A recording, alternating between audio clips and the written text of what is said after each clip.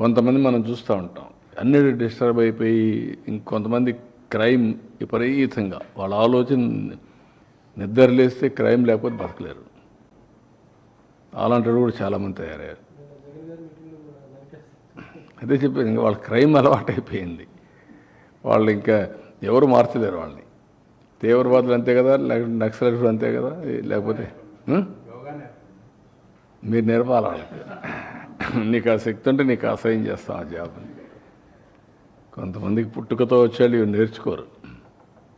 కొంతమంది కొన్ని చేస్తూ ఉంటారు, కొంతమంది చేయరు. వాళ్ళకి అదంటేనే వాళ్ళకు, అందుకే అది జరగకుండా చేయడానికి ఏం చేయాలో అవి చేస్తారు. ఇప్పుడు ఉదాహరణకు అందరూ యోగా చేస్తున్నారు అనుకోండి, రాష్ట్రం అంతా పాజిటివ్గా వచ్చారు. వీళ్ళు మాత్రం దాన్ని చెడగొట్టడానికి ఏం చేయాలో వైలెన్స్ క్రియేట్ చేయాలి, డైవర్ట్ చేయాలి పబ్లిక్ అటెన్షన్.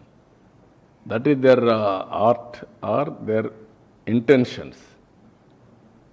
అందుకే క్రిమినల్స్ ఎప్పుడు కూడా క్రిమినల్ బ్రెయిన్సే పనిచేస్తూనే ఉంటాయి. వాళ్ళకు నరికేస్తాం, చంపేస్తాం, రఫ్ ఆడతాం,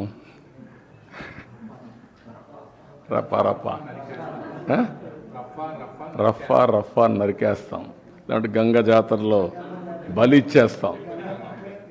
ఒక గంగమ్మ జాతర కాదు, గంగమ్మ ఎవ్రీవేర్ ఉంటుంది, తిరుపతే కాదు. ఆ గంగమ్మ జాతరలో పొట్టేళ్ళు నరకడం అలవాటు. ఏ ఊరికి ఆ ఊరు ఇది ఇస్తారు, బలిస్తారు, పశువులు బలిస్తూ ఉంటారు. అది ఇప్పుడు మాట్లాడే పరిస్థితి. ఊర్లో గ్రామదేవతలు కూడా ఇచ్చేవాళ్ళు ఒకప్పుడు. ఒక ఊర్లో గ్రామదేవత ఉంటే శక్తిని బట్టి ఒక పొట్టేల్ని బలిచ్చేవాళ్ళు. అప్పుడు అది పెద్ద ఫంక్షన్ చేసేవాళ్ళు ఊర్లలో. మేము చిన్నప్పుడంతా చూసాం.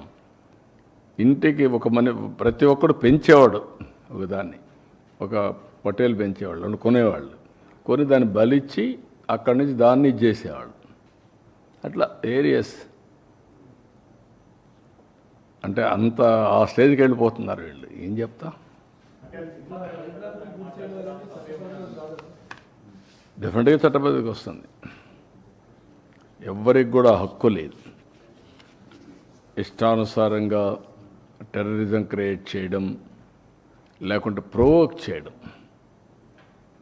ఒకప్పుడు రాజకీయాలంటే ఒక బ్యాడ్ ఎలిమెంట్ ఉంటే వాటితో అసోసియేట్ కావాలంటే భయపడిపోయేవాళ్ళం, పక్కన రానిచ్చేవాళ్ళం కాదు.